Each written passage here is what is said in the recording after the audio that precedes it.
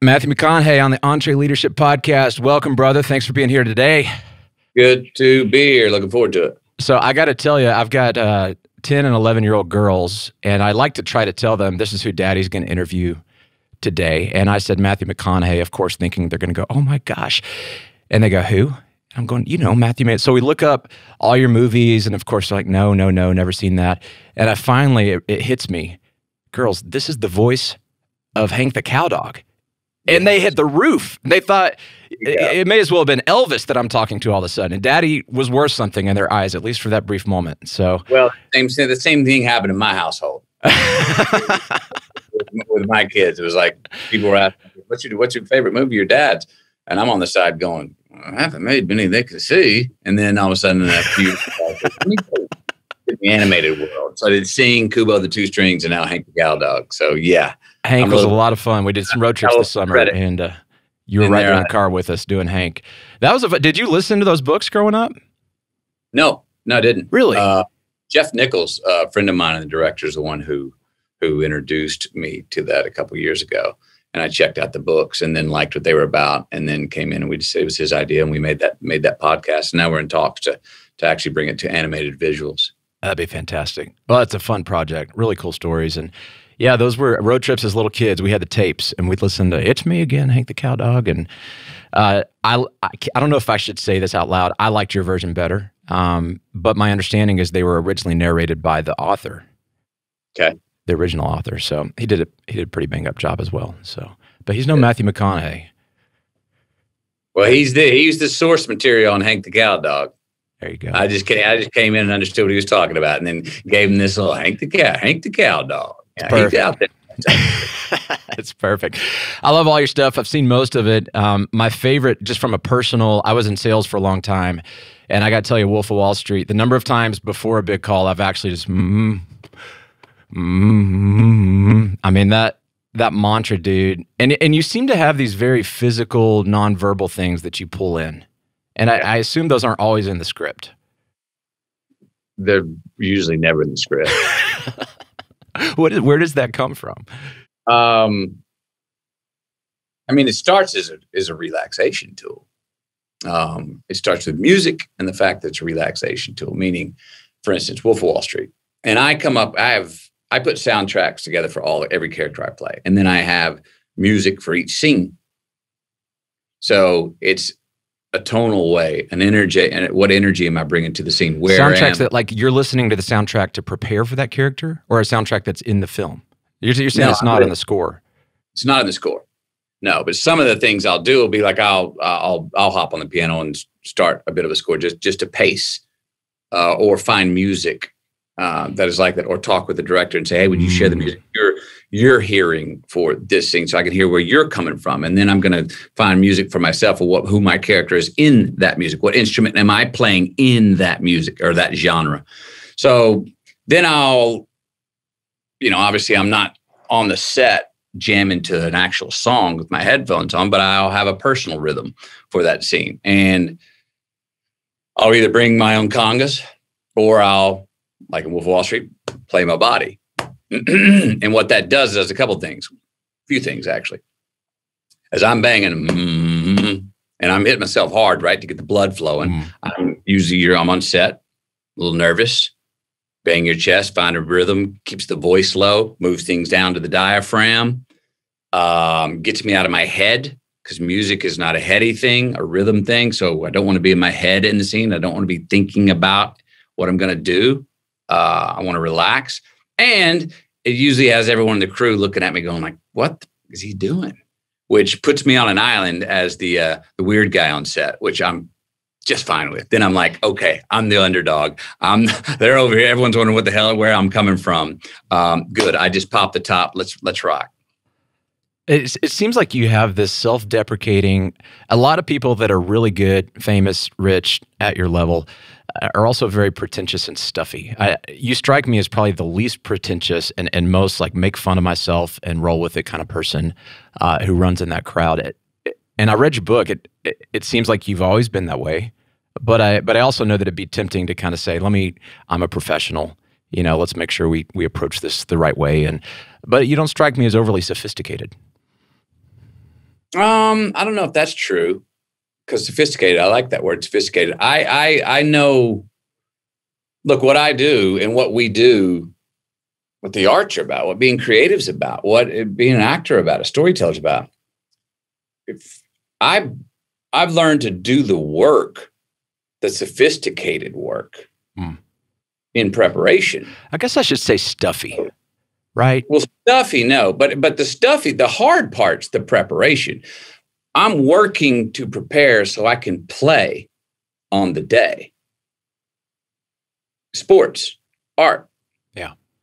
Best athletes, it's instinctual on the day because they've done the work beforehand. The great quarterbacks are in the final drive, see the defense change after the plays are to be called. They're calling an audible. They're not thinking of it. They're instinctually reading it in the context of the present situation. When I go to work as an actor, when I show up to be on set, it's time to play. I've thrown all my notes and all my preparation that was deliberate and intentional. And I broke a sweat on. I've thrown that out. Now it's like, let's rock and roll. Let's keep the instrument loose. I don't want to be tight right now. I want to express. I want to screw up. I want to try and screw up. See if I can. Watch it. It'll be hard to do. I want to be able to be loose enough to take risk and not think about it in the moment. Oh, should I take this risk? Because if you do that, you're a second late. You missed it. So to be working instinctually on the day, to look, the best compliment I can get is after any performance, people go, huh, I mean, that's you. And so they go, great. That's what I've been working on to get to this moment, for it to look like, well, I mean, you just wake up and roll out of bed and do that? And you're like, sure. That's what I did. Just woke up and did it. Well, there's a lot of work that goes into making it look like you just wake up and did it. I think that's what people miss on anything that's done with excellence. They see the finished product, they see the highlight reel, and it looks so natural. You make it look so easy. And what you're talking about is something that psychologists teach us, which is that our gut actually has a brain, and you have to condition and train that gut to actually be a gut. Your instincts don't just show up in the moment. It's almost like you've been putting in reps, like you're going to the gym ahead of time. Well, and if you're going to learn something, trust me, before I started taking acting lessons, which was later in my career, the first 2 years of taking acting lessons, of actually becoming conscious of what the heck I was doing, that I'd already had instincts for, it was an awkward couple of years. If you have an instinct for doing something and all of a sudden you go to now, well, I want to go learn my craft. All of a sudden you're having to think about it and contextualize it and see, what works, what doesn't. You're learning what it is, how the damn engine runs. And that's these little pieces. And so it feels like little pieces. So you kind of lose your instinct because you're learning something. You're going through an intellectual process. But if you do it long enough through repetition and studying the right way and working the right way, all of a sudden it starts to sift from your head down through your heart and your gut, your loins and your body and down into your heels. And then you're not thinking about it anymore. And what seemed like, oh my gosh, that's ingenious, new information that I never knew before, soon becomes instinctual, and you look at it and you go, oh, well, of course, I know that. I don't have to study that. That's obvious. So, it's again, like athletics. You get a new defensive coordinator to come in he's got a complicated defense. He wants to reprogram all his defensive players to play on a football team. That first year, that team's probably going to get smoked because those kids are out there thinking about what they need to do. But give them a year, now they've gone through the reps. It's instinctual. They're going to be pretty damn good if it's a good defensive coordinator the next year because they're not thinking. And if you got to think on that defense, you're a half a step late and that wideout's run past you and going to score on you. But if you don't have to think, you're using your instincts and you're on your toes a little bit more. So yeah, it's the preparation before. Yeah. I think that shows up a lot in business, especially business owners. You can't really win in business big without being visionary. You've got to have a vision. You got to tell people this is where we're going. It's what success looks like. And I don't think you have vision without being creative. Yeah, you'll talk to business owners like, I'm not really creative. But it seems like you have, and what you're saying is creativity is a process. There is a formula of putting in reps that don't feel very sexy to end up into what some people would say is just magic. Absolutely. Absolutely. Look, all self-expression is not art, but all art is self-expression. Mm. I mean, it's not about, in the creative world, well, if I'm just brutally honest, it's art. No, it's not. That's like saying a 13-year-old's diary is as good as Shakespeare. No, you may have been being completely honest. That doesn't mean it's art, So how do you make it an art? Now, as far as visions go, one is, it's a tough question to answer sometimes. Where is it I want to go? How far out in front of me into my future can I project? If I'm a small business owner and I want to have my team meeting, where are we going? What's our mission statement? How far ahead do I think about what we want to do for the end of the year? Do I think about 5 years from now, 10 years from now? Our eulogy? Is this something we're going to build that I want to hand off to my children to keep running this business and grow this business or whatever? I think that the creativity, you have to give yourself more than one lane to get there, meaning choose your direction, your North Star, where you want to go, but then give yourself 16 lanes to swerve in to get there. Meaning if you're going to say we're heading east, we're heading west, we're heading north, we're heading south, get on that, create an Autobahn with 16 lanes heading that direction. Get off on the feeder, take an exit. Do anything you want to do, just don't do a 180 and head the other way. Right. But Forward swerve progress. Yeah. all over, but we can sometimes get locked into, this is exactly, it has to be, I have to stay exactly this lane, don't swerve at all, this will get us there. It's hard to be creative in that lane. And then other times we give ourselves no boundaries at all. So we have no structure and we get lost and we were heading in a direction and the company looks up 2 years later and goes, what have we become? We don't even, our value system, what I wanted us to be, this is not who we are as a company. And it's probably why we're not succeeding, because you don't stick to that plan and maintain that same general direction you're supposed to go. We're talking about vision and creativity. I'm curious how it works on set, where you've got, you have a vision for the film and there's a script, but I imagine different directors have varying degrees of real-time creativity in the moment. And certainly as actors, you do that, you riff and you ad-lib stuff. You talked about that in your book. At times you've done it. Is it the kind of thing that over time you just get more comfortable with being creative on the fly? The earlier you are in the process, the more rigid it is and trying to stick to the script and just do it the way that it's written? No, it's not. No, I think it is the most competent directors I've worked with never say the word no. They will still redirect me or another actor to give them what they want, but you want your actor to own it. You want every actor to feel like that they own their character. It's not mine, director. I hired you for a reason. You stole it from me. It's yours. You're the sole proprietor. Take me. That's why I hired you. Take me. What do you want to do? What's true to you? Go. Now, then you can, as a director, you can play a little verbal ping pong and go, yeah, what if they did so-and-so, so-and-so, so-and-so? And actors, like most creatives, like most people, we don't like to be told what to do. I tell directors all the time, if I like them, which I usually do, I said, look, I'm easy to work with. Just don't tell me what to do. And if you don't tell me what to do and you listen to my ideas and go, I'm going to be real open and listen to yours. And it's not about, earlier in my career, I probably did think, it's about how can I get more of the best ideas in a row? Well, in the creative process, when you're working together, it don't matter who's got most in a row. Whoever's got the hot end. If I had the best 22 of the best ideas in the last week, a good director's passing me the ball. You have the 23rd. If the director has 25 better ideas than I have in a row, I'm hoping he's hot. Give me the 26. Right. Keep going. See if you can get over 100. I'm following. We're on fire here. So it's not about adding up. It's not a competition in that way, which is different. The great thing about the creative arts is it's not a competition in that way. The best directors, some look, Coen brothers, great directors. And as I've never worked with them, I understand they write a script and they want it to be that word for word. They put together some very good movies, good stories.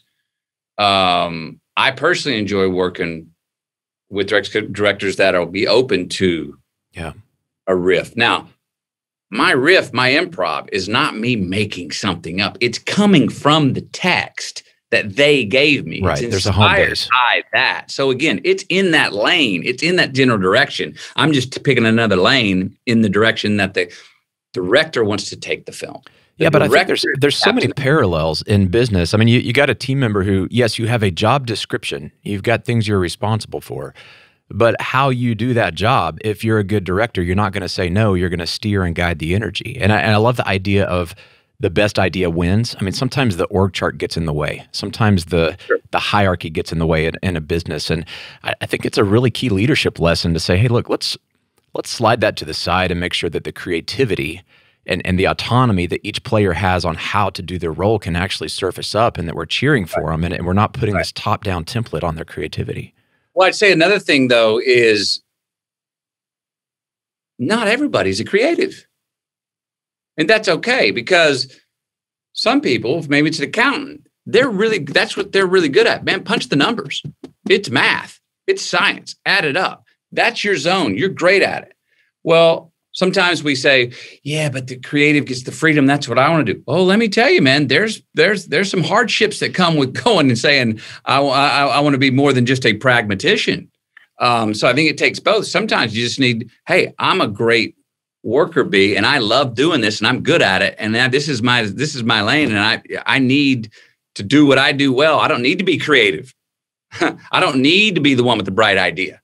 You know what I mean? I need to just sit here and cap my head down and do what I do well, because that helps somebody else who maybe is a creative do it. So I think we have a tendency to say, oh, well, we all want to be creative. We're all creative. We're all artists. Well, that's an argument. I agree. I think there are bents towards creativity, and you certainly don't want your accountant being creative. Like, please don't reinvent this. There's a way that it's done. No bright ideas, please. Yet I would say each business needs to have creativity represented in that business to move forward, to have a vision, to be creating and producing new things.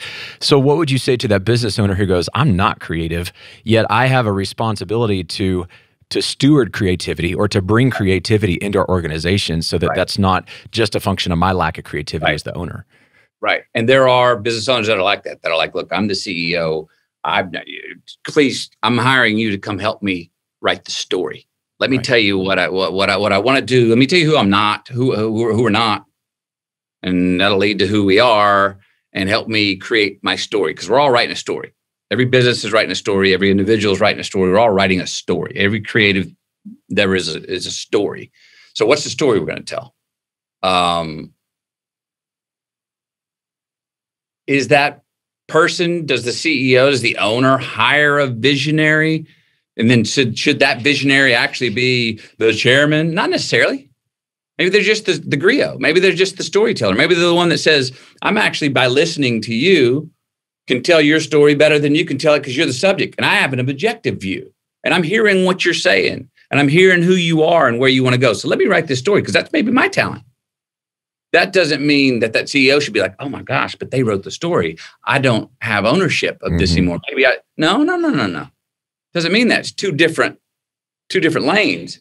Again, I would go back. I mean, it's always a good process to do that projection, to try and go, how far forward can we go? If I'm going to look back at my company 5 years from now, 10 years from now, what is it I want? And what is my definition of success for this company? Is it more money? Is it a B Corp? Is it the happiest workforce that really loves coming to work? Is it that I just want to make enough to pay my bills and look forward to coming to work on Monday morning? Maybe that's it. But define what that is, and that'll help start to say what you define your values. You start to tell a story.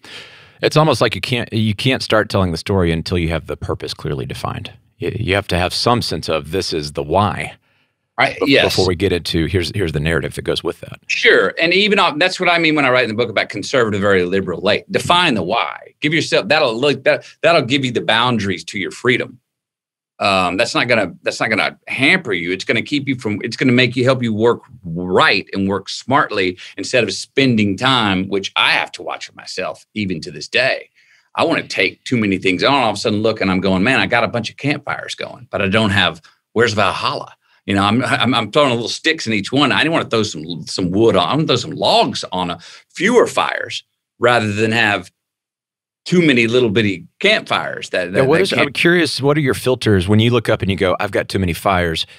What do you come back to sort out how you're going to focus and kind of reprioritize? Well, it's different now. It's changing now. I'm customizing it more now, which I suppose comes with age and success. And I'm trying to make legacy choices now, meaning, well, if I get involved with that, is that something that I'm put my time into that not only do I want to be alive and hopefully it's grown by the time I die, but is it something that I will have handed off the baton to my children or somebody else to actually keep it alive after I'm gone?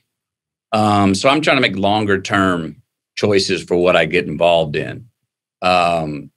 Sure, I'm doing less one-offs now. Now, sure, I'll go do a one-off if it's going to go, boy, that's really good pay, and I could invest that money in this minister culture value system I want to campaign. Yep, I'll do that because it doesn't take up too much of my time. But I want to do things that I'm going, as I said earlier, I don't want things on my desk that I don't look forward to getting into on Monday morning. I had this happen to me 15 years ago when I was an actor. I had a production company. I had 5 people on my staff. I had a music label. I had 2 artists I was producing. And I'm at my desk. Phone rings. Number comes up. I see it's the number from my office, my production company, my office where I'm paying the rent and 5 people's salary. And I went to pick up the phone and I saw the number and my hand paused mid-reach. And I remember actually looking at my hand going, what'd you just do? Why'd you? And I went, you don't want to pick up the phone call from your office that you're paying the salaries, that you're paying the rent. I didn't answer the phone. I waited till it quit ringing. I called my lawyer, picked up the phone, called my lawyer, said, I'm shutting the production company. I'm shutting the music label. I got 6 things on my desk, and I feel like I'm making C pluses in all of them. I want to get rid of 2, have 4, so I can make A's in 4 instead of C's in 3, C's in 6. So I cleared that desk, and I still have to watch that today. Is all of a sudden I'll have 12 things on the desk and go, okay, which one of these are long-term things that I'm going to continue to work on that I look forward to? Right. So I need to handle that. Okay, that's enough. That's a one-off. I'm done. Don't you think that's part of the curse of, I'm also creative. It's my sandbox is more in the entrepreneur business space of ideas that we're going to launch this and sell that. But I have so many freaking ideas and I overwhelm my team and we're going to go this direction. And so I have the bent of creative vision. And everybody's like, you're awesome at vision, you're awesome at creative. But then I also overwhelm myself and everybody else with just all the distractions. I mean, I feel like that's the double-edged sword, right? That is part of the double-edged sword of what I was saying earlier about if you are a practitioner, there's assets to that. There's some headaches that come with seeing art in everything, seeing a possible angle in everything. Oh, but maybe this could, all of a sudden you could find yourself in the damn weeds, man, needing more than 24 hours a day and they're not giving them. So yeah, it is. It's part of the blessing and the curse. I got that line in the book. What is it? What is it? Obsessed with ideas need to be starved. Man obsessed with truths need to be fed. You know, we're idea people got an idea.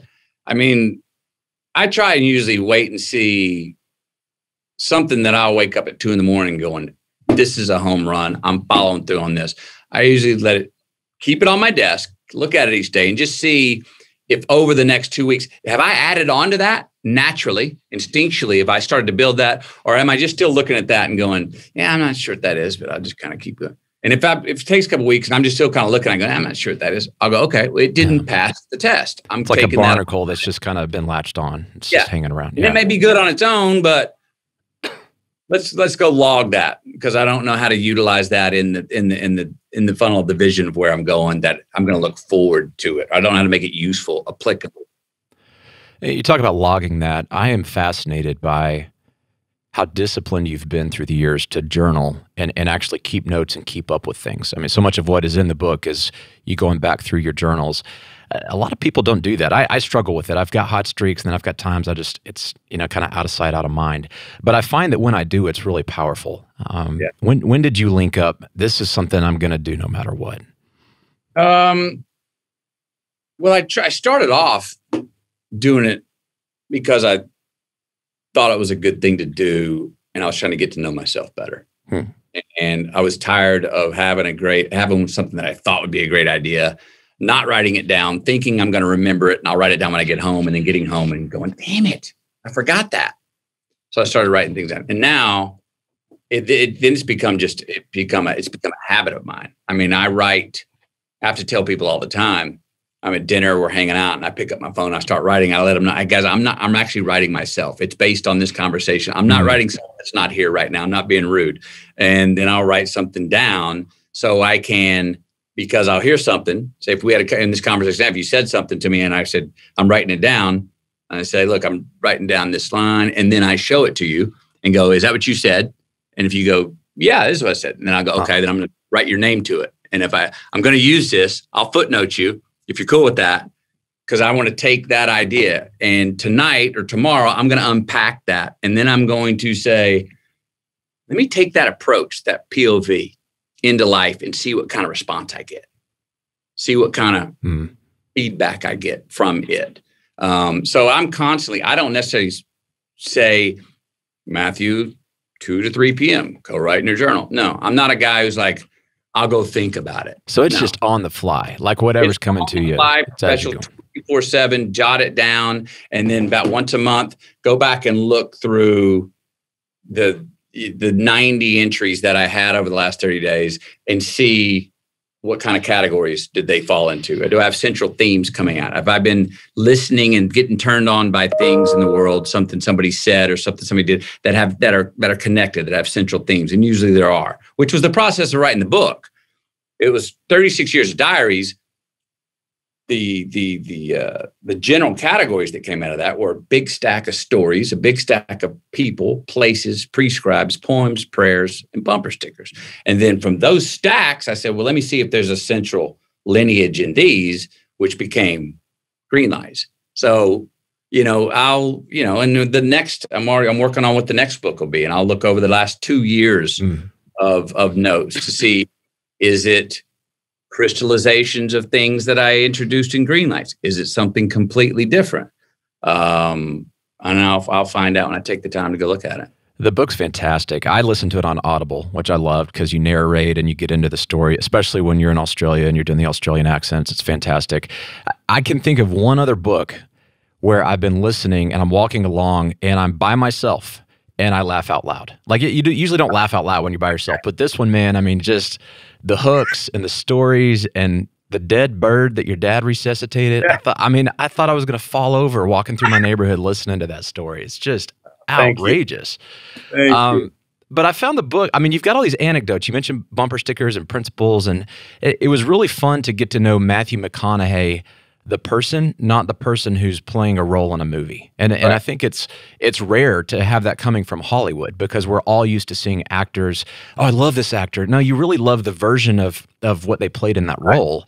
You probably don't really know them. Do you feel like you got to expose who you are to America through this book? Because that's absolutely, and that was one of the great joys of it. And now that's part of what's given me great courage and freedom right now.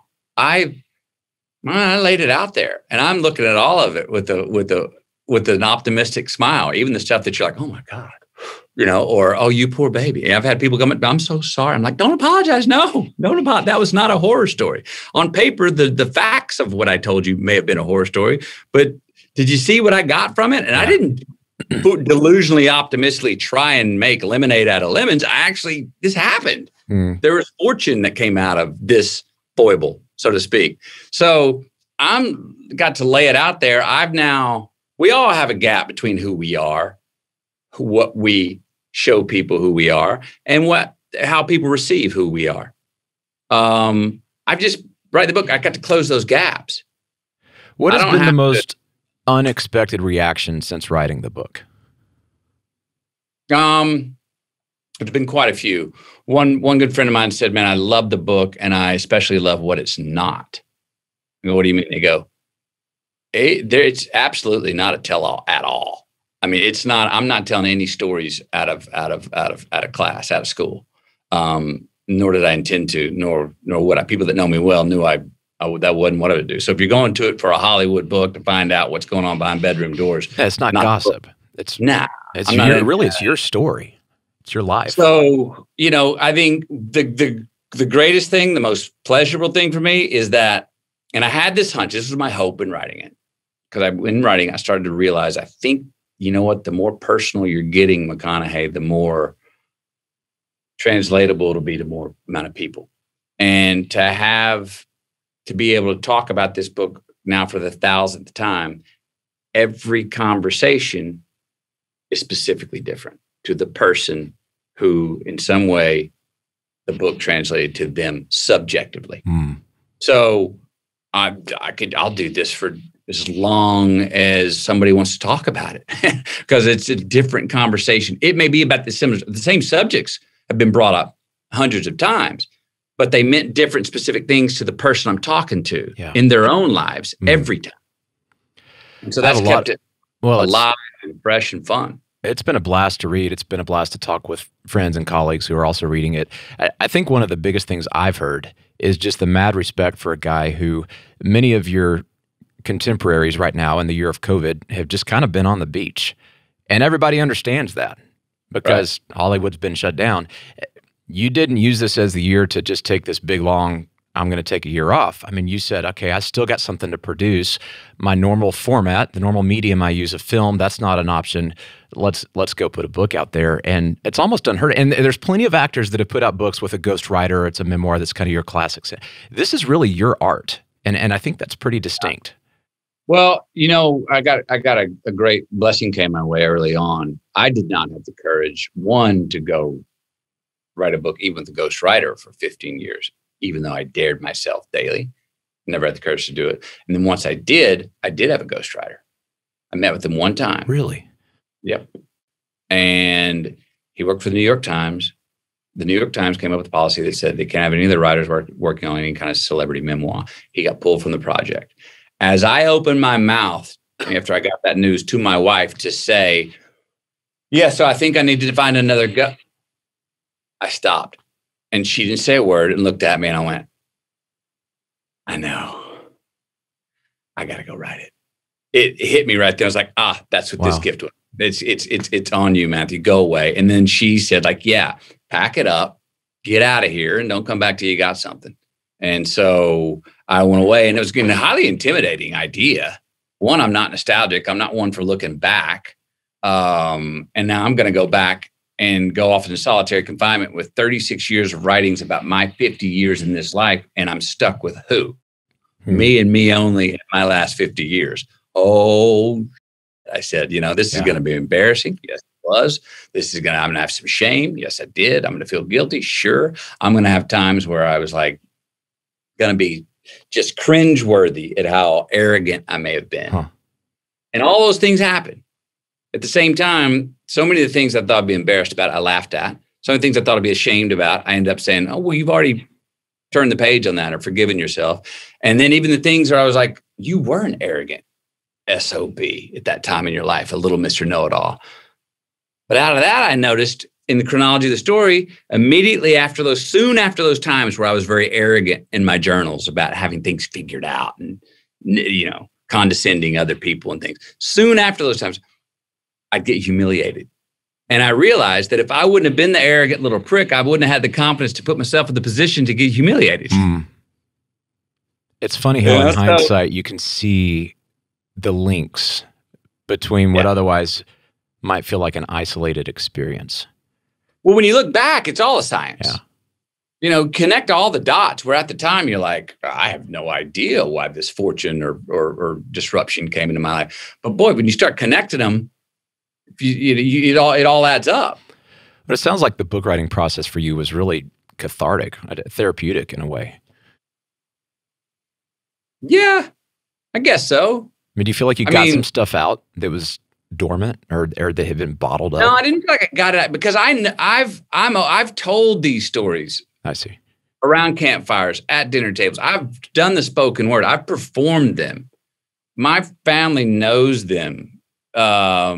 I didn't feel like, I got to get it off my chest that this happened to me. I didn't feel like, it's time I let the world know this so I can catch my breath. I didn't ever feel like that. But I think just coming to reality and having a look in the eye, I didn't know I've taken as many. I was surprised. I laughed my ass off right this going, damn, you have taken some wild ass risks that I didn't even think I'd taken that many risks. I'm like, you've done some pretty wild stuff, McConaughey. You really have tried to pull off some things and pulled off a lot of things that, damn. I don't know if I'd have pulled, even some things I go, oh, you pulled some things off in your younger years, but I'm glad you didn't know what you know now, because you wouldn't have tried to pull that off. Yeah. At certain times, and then there's certain times where I'm like, whoo, you got lucky on that one, man.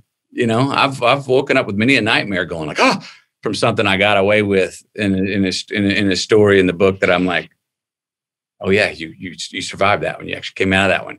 Damn, I wouldn't do that again if I was back there, It strikes me that you've figured out a way to stay hungry.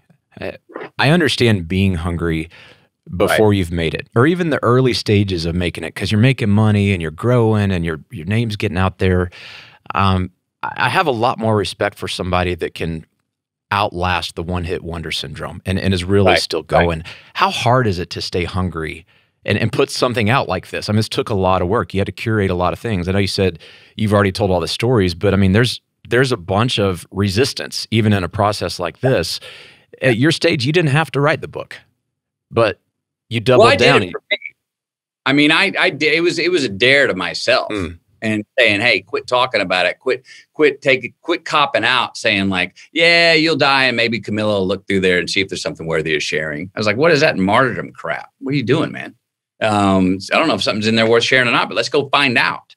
Look, the staying hungry part, it can be hard, but I very quickly I have a pretty short threshold for complacency getting comfortable with me, because I immediately tell myself, who do you think you are getting complacent?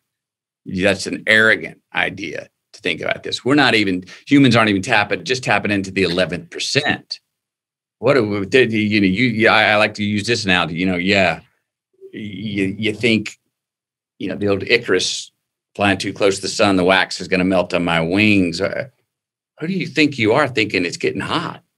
You ain't even close, boy. Right. Telling myself that, I mean, it's still 50 degrees. Your wings ain't close to melt. You ain't that close to the sun. I mean, and the idea that I just don't, I've achieved some things, but I've never felt like ta-da.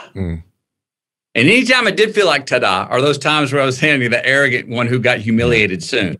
So I'm going, I talk about in the book, roof's a man-made thing. I'm like, who the hell am I thinking to get complacent? Now, does that mean me now at 51, I need to find a bunch of new things to do? No, a lot of my complacency needs to be gone because I've built things, family, a career that I'm like, it's not about new things. It's about spreading these roots wider and deeper. It's about maintaining the investments that I have while still being open to things that, as we talked about earlier, that are funneled into the same general direction where I'm going. I'm not ready to, I've built enough now and I've got enough to take care of in 24 hours a day where I'm not looking for an aberration of a thing to do. Now, writing a book, you could say, well, that's an aberration from your acting life. Well, if anything, it's actually, I just got more selfish. No, I mean, I see how it's putting those roots deeper. I mean, and you've talked before in this conversation about the idea of a story for your life and this idea of legacy. It seems like legacy is one of those filters for, okay, at midlife, the things I'm going to do going forward are going to be significantly shaped by what I want my legacy to be. I mean, I think that's a natural way to look at it at the stage that we're at in kind of midlife. I mean, I think so. I just started, that idea about considering what your eulogy is going to be and how we're going to be introduced when we're gone is only something that I started thinking about a couple of years ago. I was probably like a lot of people are. They thinking about, and I don't know why, but we think about death as this morose thing that, I don't want to think about that. Knock on wood. And I'm always like, yeah. Like, what do you mean? It's the one thing we can guarantee. And actually, to sit in that spot doesn't make you contract in life, it doesn't make you go, oh my gosh, it's all for nothing. It makes you go, oh, here we go. It's all for everything. Let's get it on. I think my whole life I've heard this idea of legacy and thinking about that. It wasn't until I lost my dad within the last year. And that's when it hit me. Like, this really happens. Like, you're really going to be here someday. I'm curious, you talk about losing your dad. How much did that impact your perspective on this stuff and the way that you live as a result? Well, that happened to me. I think I was 22, 28. So I was 22, I think, around that age. It was early. And as you see, I've made I've found many things, learned a lot, lost what I learned, had to recalibrate, screwed up. I didn't have it all figured out after he moved on, but it was a very seminal moment of sobering me up as a young man. And I don't mean sober me up from a drink or something. I mean just sobering up how I looked at the world, taking courage to say, hey, okay, your dad just moved on. You no longer have that crutch to rely on that has your back, that's bigger and stronger than government or law. That's gone, man. That's gone, Matthew. You don't look over your shoulder. That safety net's not there. All these things you've been talking about, yeah, I'm going to do that one day. Well, let's go. Look it square in the eye. Go try out. Go fail more. What do you mean? What would you not risk it for? You lose your father. I bet this year you probably there are things you probably had you have less reverence for mortally than you ever did. Sure. I mean, it shakes your floor where all of a sudden you have courage to walk around because you're like, this is nothing. I just lost my father. Right. This is nothing. Bring it on. Well, you're feeling about other people's opinion. I mean, you suddenly realize how much you were performing to impress other people or to try to match what you perceive as their expectation, because you're going, and you talk about taking risks and going for it and not asking for permission. I want to drill on this because I just think it's beautiful, especially small business owners. There's still this temptation, even though you have your own business, to ask permission from society, from your team members, from the marketplace.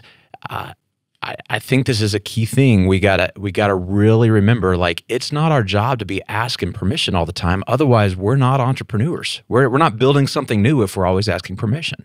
No, and if you're asking permission as an entrepreneur, the powers that be know you're bluffing. I think it's that way with parents. I think it's also that way with business in America. You're raised, you're brought up as an American, you're brought up in your family to stick to the rules inside these guidelines. And if you do that, you'll work your way up the ladder and be part of the cog. Okay, that can work. Nothing wrong with that. But what do our parents really want to see? What does America really want to see? They really want to see that young child, that young man, that young daughter, or that young entrepreneur break out of the mold and go, this is what I'm doing. And I'm not asking for your permission. So, but you get one chance at that. And the powers that be, whether it's your parents or whether it's a government, if you're kind of going, I think I want to, as soon as they hear that pause, they'll slam you right back in your guidelines. Didn't mean it. And so while we say stay within the lines, when entrepreneurs really break out, when I told my dad I want to go to film school and not law school, he heard me in the tone of my voice saying, I'm not going the expected way anymore, Dad. And yes, I'm asking you, but you can tell by the tone of my voice, I'm not asking you permission. He loved it. He's like, yes, that's what I was raised you for.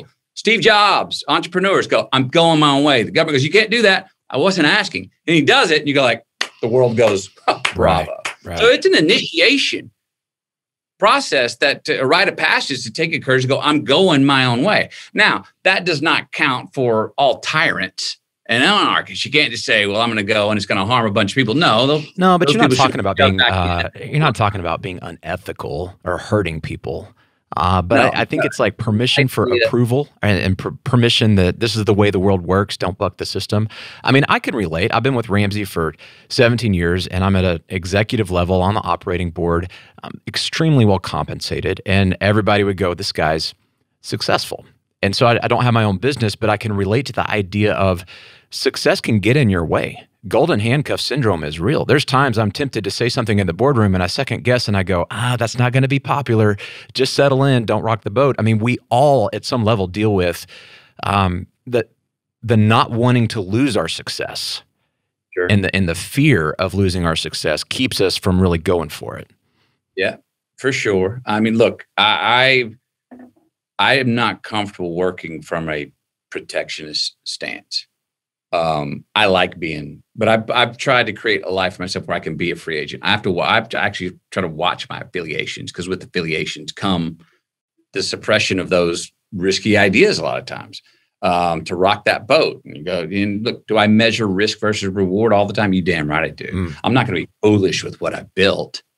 I'm not going to give everyone the key to what I've got and come on and go, yeah, I trust y'all to play fair. Bull, that's not going to happen either. Because there are those tyrants out there. But I think it's also measuring good fear and bad fear, man. I mean, there's a good fear when you're like, I'm not sure, I'm going into the unknown, but I really believe in my idea and I think it's scalable. And my close friends, they hear it and they add on to it and they see how we could build this narrative. Well, go for that good fear. Now, bad fear, the one you don't want to make a move on, is when you go, I think I got a really good idea, but the pedigree of the people I'm working with, I'm not sure if they're up to speed. They really don't get it. I mean, I'm not sure if they're committed. But maybe I'll just jump off and try. No, watch it. Maybe you ought to stop and get your ducks in a row more and be more confident and secure with what you're going to go marching into the new world order with. So I'm always trying to measure those. And then again, as creative, like you were talking about yourself, I think I can make anything work. and it's like, whoa, hang on, man. You know, sometimes you just go, no, that's not for me. I don't deem that excellent. No, I disagree with that. That goes against my values. Yeah, but I think I could, pick your fights. You know what I mean? So measure the risk versus reward, because again, we do only have 24 hours in a day, last I checked. Yeah.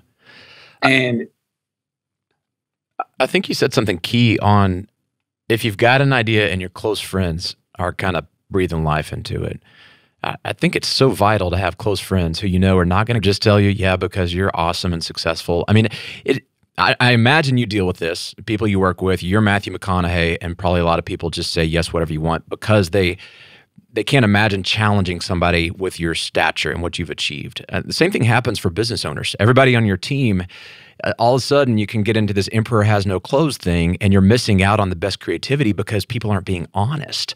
But if you have close friends who are going to be honest with you, you can trust that they're going to slow you down when you need to. That you can also trust when they say, hey, go for it, in spite of the fact that everybody in the system has lost their mind and they don't see what you see.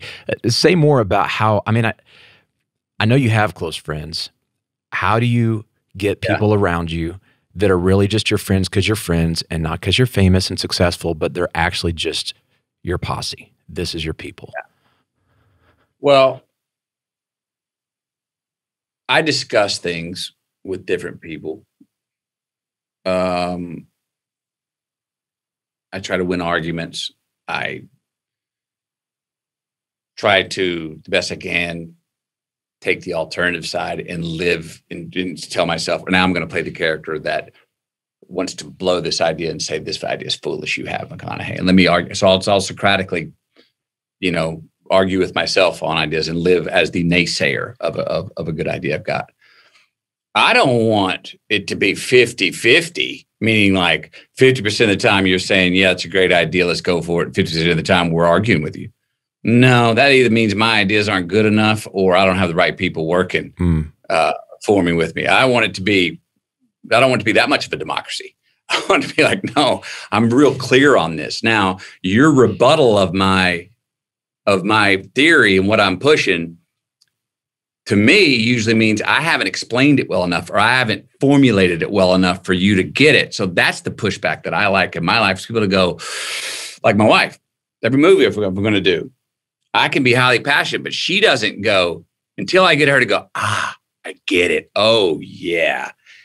It's not necessarily it wasn't the argument for not doing it. It's that I wasn't convincing her, that I hadn't really convinced myself. I was still trying to convince myself in telling her. Is it because she's close enough to you that she's just not impressed with all the trappings of what goes with being Matthew? I mean, is it like she actually? Oh, yeah. I mean, sure. I mean, that's if we wouldn't work as a relationship. Again, I talk about that in the book, be less impressed, more involved. If she had me and my opinions on some unreachable impressionist pedestal, we wouldn't probably be together now, you know. And she's honored with what I do, but she knows me well. And so I can come in and lay down the mathematics of why a new endeavor may be something I want to do, but she's going to come in from the gut under me and go, I know you well enough. I know you can make that work, but is that something, again, that you're going to look forward to every Monday morning for the rest of your life? Are you going to be honored with that, proud of that?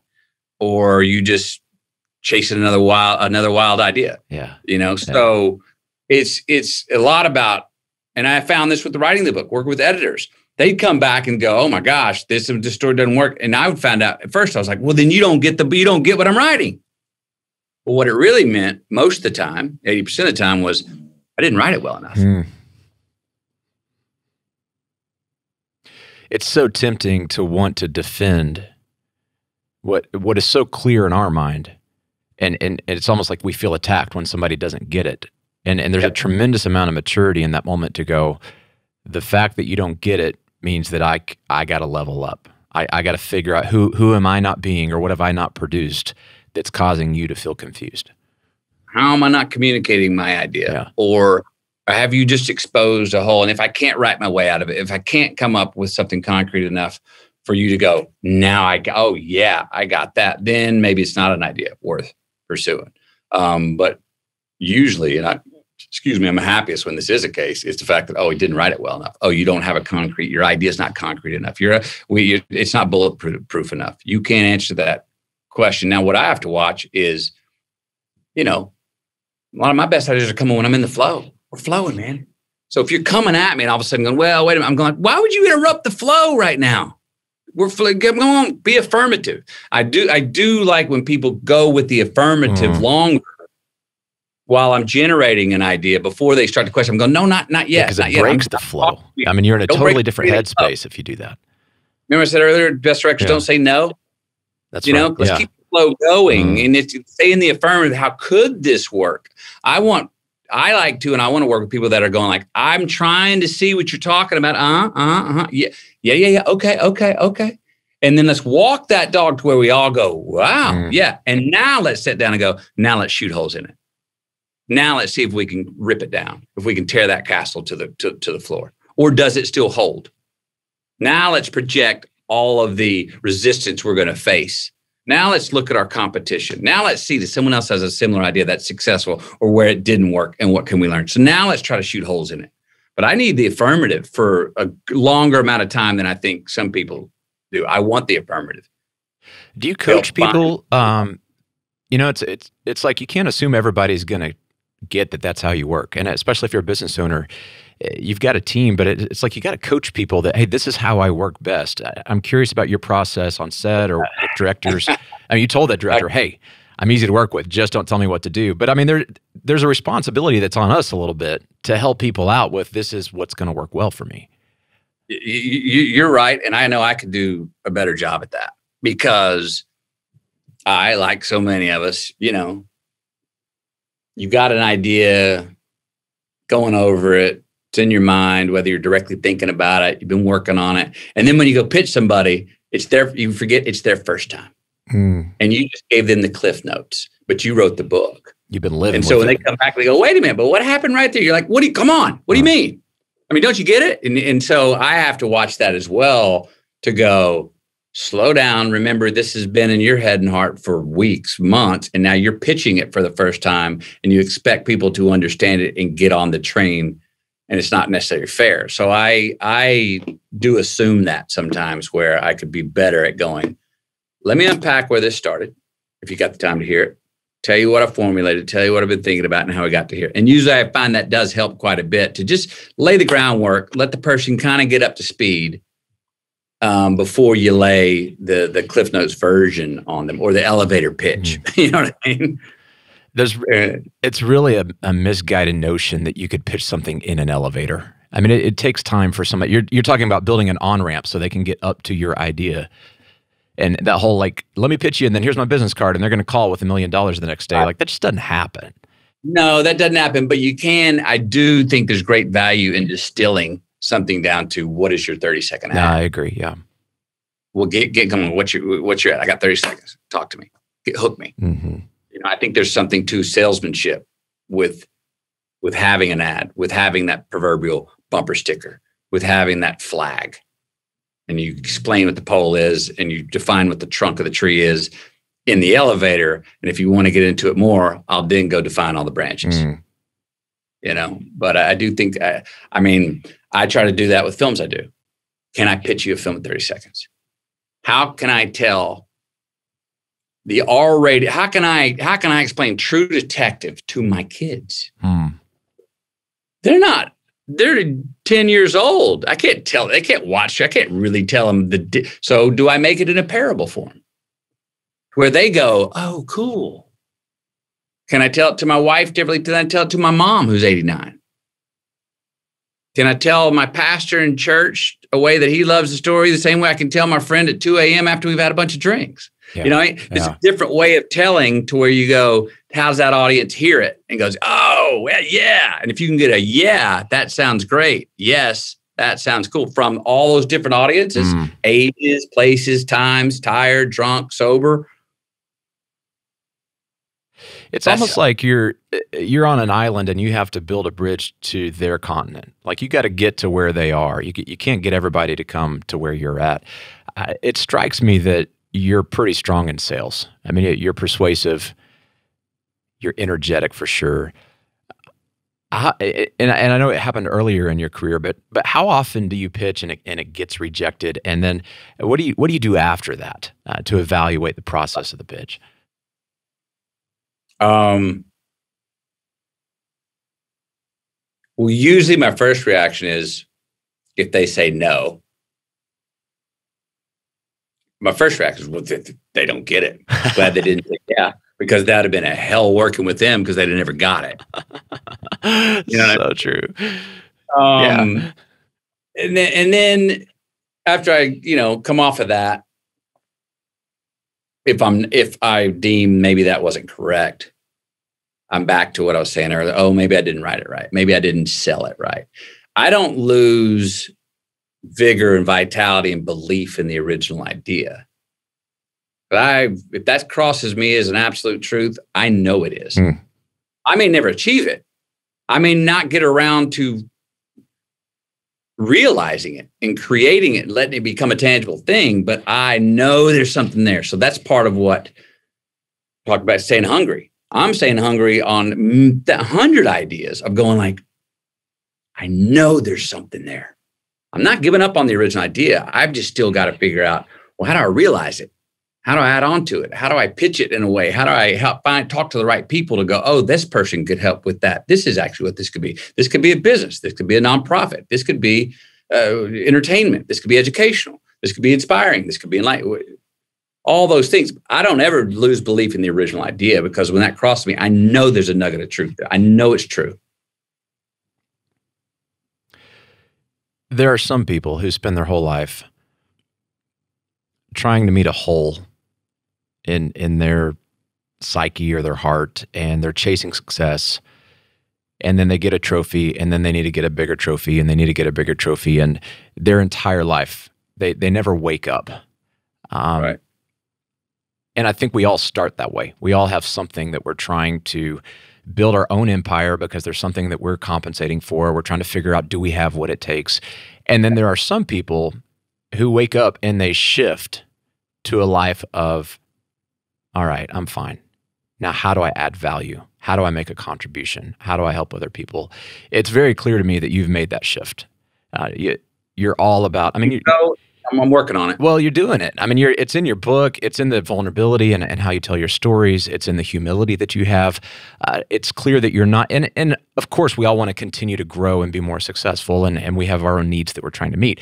But I really have the sense that you're wanting to make a contribution for your family, for your community, the stuff that you're doing at UT Austin. I mean, it's very apparent that you want to make an impact more than just make the next trophy on the wall. When did you get to that point? Was there a moment that was a defining moment, or has this just been kind of an evolution? Was it a season? I've always instinctually, and that's what's in the book. The book is full of stuff that comes to me at 2 a.m. It's what I do. It's how my mind works when my mind can do whatever it wants. It's not stuff from a classroom. It's not stuff I went to study. It's not a film set that I said, oh, now I'm going to do this thing. It's how I try to see my engagement and relationship with the world around me, with people, successful relationships with my past, successful relationships with our future, or successful relationships with people, businesses, goals. And I've just been trying to write down things, hopefully share in the book that I believe there's a science to satisfaction. I don't think we can ever find the answer, and that's the point. Look, I want to impact. I believe in people. I don't know how to make a collective change, and it relaxes the heck out of me to go, okay, you don't have to know how to make collective change. Oh, thank goodness. Whew. But boy, I believe in the power of the human spirit and mind and heart. And I believe that I can have a hand in helping us understand that the real music of life is that selfish and selfless are not contradictions. Responsibility and freedom are not butting heads. Doing for someone else today pays us selfishly back tomorrow. Doing for ourselves now can be what's best for the most amount of people. Yeah. Those two are not making money. For profit does not mean you can't do good. You can't make good change. You can fill a soul's account and a bank account at the same time. I like that. Now, we're gonna I can see, we can preach about filling the soul's account. But in today's world, until you're filling that bank account, everyone's just going to go, yeah, great idea. Love it. Yeah. Bye. You better fill the damn bank account. So let's own up to that and not make those two a contradiction and go, okay. I think it's one of the coolest things business owners can do. I mean, if you have a purpose and you want to make an impact in the world and you realize, it takes resources to advance that purpose. It takes troops on the ground. Who's going to feed those troops? How do we get the troops to the point of need?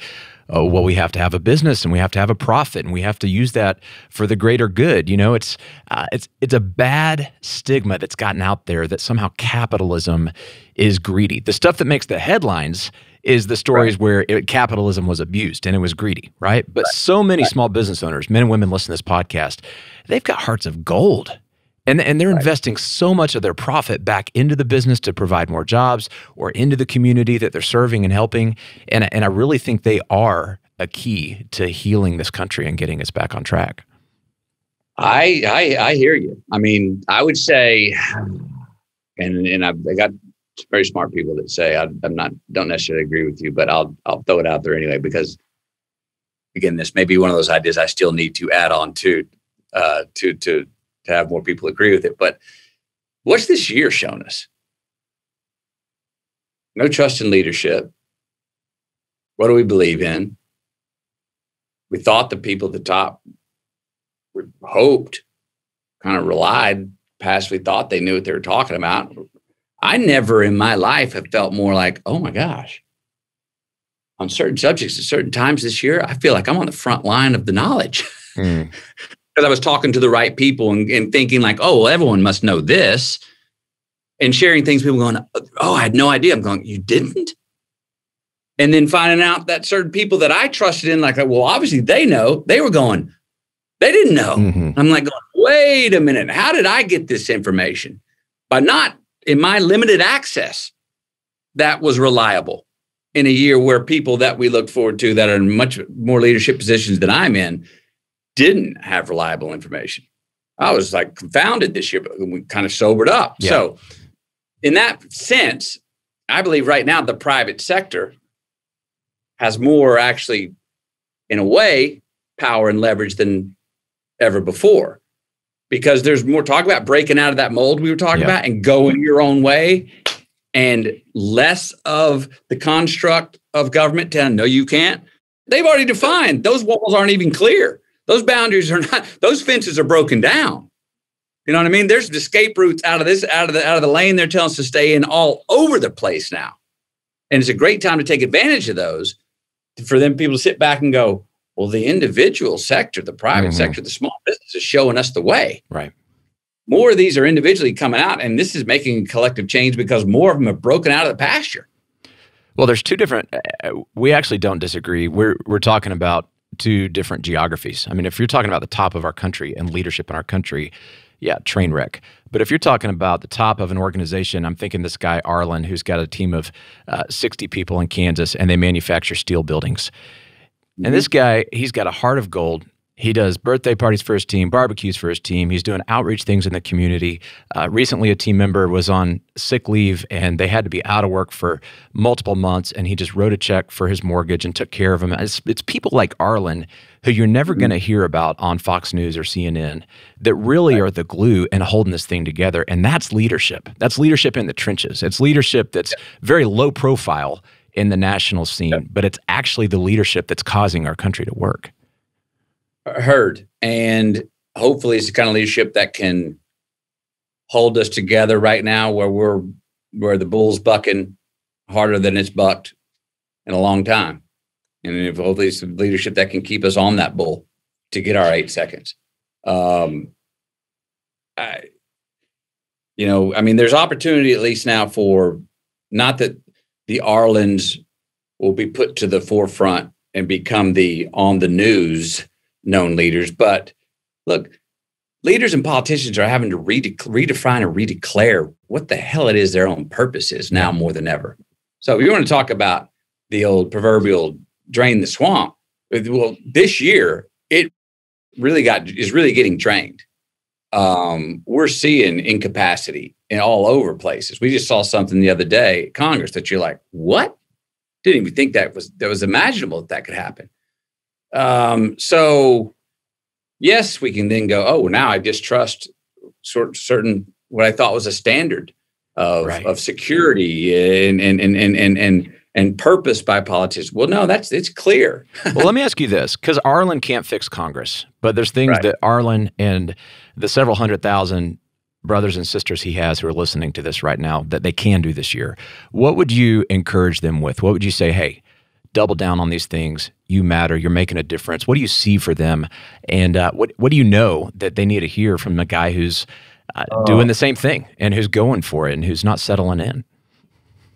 Well, hopefully I'm talking to, and you people listening, are those non-tyrants that believe they can succeed for themselves and help other people succeed as well. There's room for everybody to win blue ribbons. It's just a bunch of different, it's not the same ribbon. It's not the same race we're all going for. So if those people are, good-hearted, yeah, there could be difference. I'm not one of these guys that say, hey, everyone needs to be the same. I'm for, if you're responsible, I'm for celebrating all the differences. But know now that you have more of a chance to lead. The people policing you, the boundaries, the barriers from you going your own way, they're busy tending to other stuff right now. Now's a great time to break out of the corral and run, man. Go and just own it. Do not ask permission, because actually, if you ask permission now, you might find out no one's on the other end of the line. They're going to, wait, I'm busy. Wait, I got other stuff I'm trying to deal with here. Go do your thing. Yeah. Go now. Yeah. The pasture's been broken out. You've got a way out. Run. Let them look up later And when it's too late for them to say, no, I'd rather you not do that. No, that's out of your zone. No, that's too big. Don't be too big for your britches. They'll let them look up later when you go, sorry, while you weren't looking, I was doing my deal, man. Yeah. Too bad you got you up. Well, and it's like, if you're doing that with the right heart and you're adding value, I mean, who's going to say, hey, you got to shut this down? Because look all the people you've helped.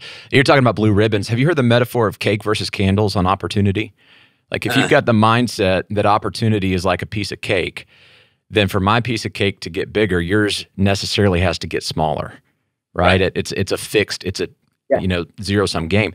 If it's like candles and we're in a dark room and I got a candle that needs to be lit and yours is lit and you light my candle, the room just got a little bit lighter and both our candles are lit. And the more people that we can light their candles collectively, the room gets lighter for everybody.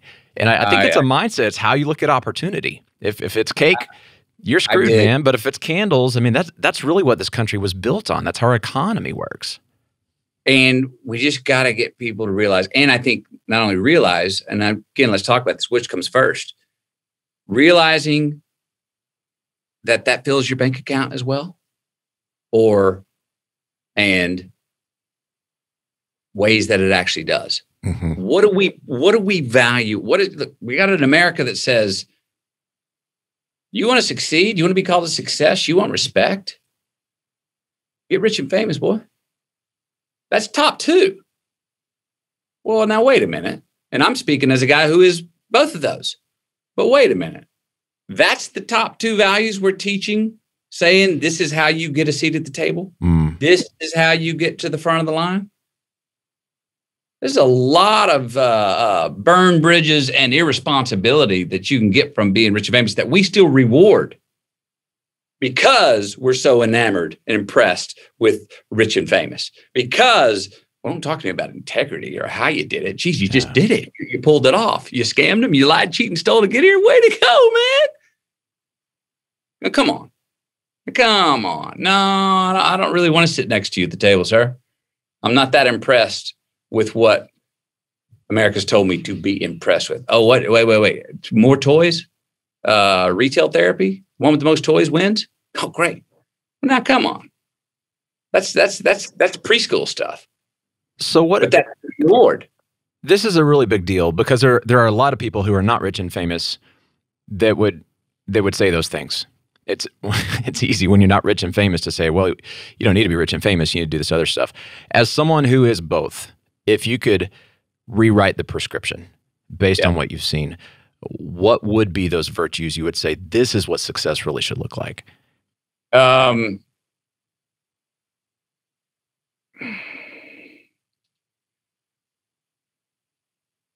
think we have to watch selling our soul along the way. I've done it. It ultimately sucked, and I couldn't sleep at night and felt gross. I can also say, and I don't, and I think I can honestly say this: when I've been my true self, the best I could be, the most responsible yet also freedom-loving man who it doesn't feel good. I never liked winning at someone else's expense. I've never really felt like, I've never just been one of those people that's like, we have so many today, which is, I feel better if I make you feel worse. I win if I defeat you. It's back to your candle thing. Those two are not, that's not long-term gratification. Mm-hmm. That's not true success. That's looking at the competition of humanity the wrong way. Let's look at the competition, I would say, of capitalism the wrong way.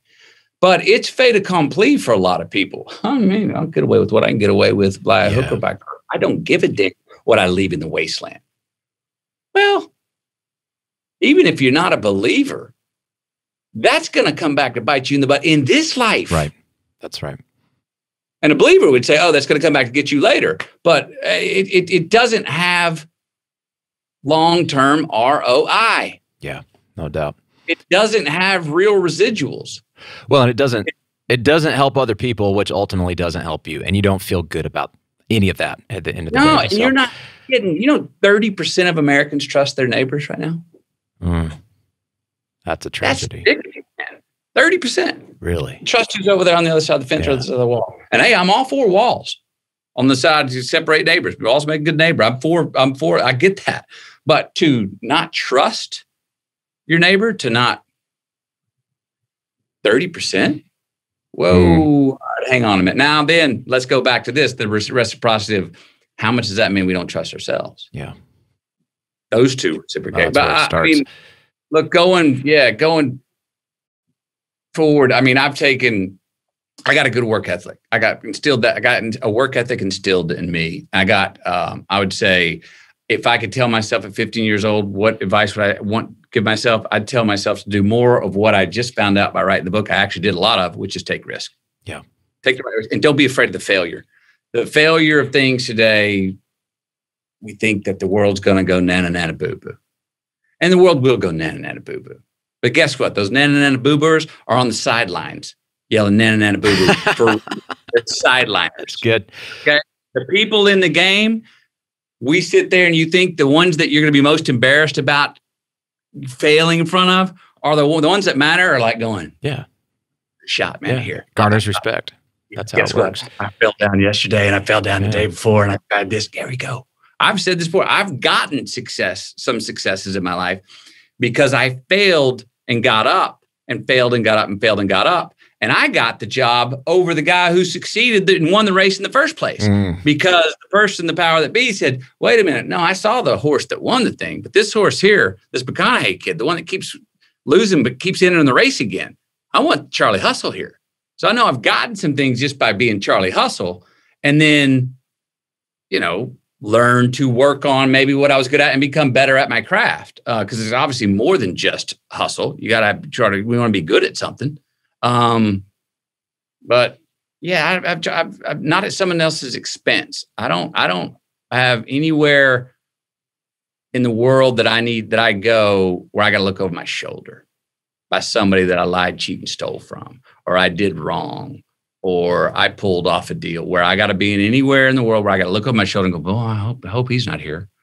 And maybe that's part of what, I don't stress that much about, that some people tell me they do. I don't know. Well, it's apparent in your spirit. I love your heart. This has been a blast. The book is a lot of fun. I encourage people to do the Audible because they can hear your fantastic voice. But also, if you have not seen the physical book, full of lots of cool pictures and anecdotes and doodles and things like that. It's not just your typical words on a page book, lots of photos. Really, really good stuff. Matthew McConaughey, the book is Green Lights. I hope you write more. You mentioned doing that. And if you do, we'd love to have you back on and talk about it. I'd love to. And I hope to write something first and then, definitely come back. I enjoyed it. Could have gone for even longer. All right. Well, you're welcome back anytime. Thanks for what you do, brother. We really appreciate it. I do too. All right now.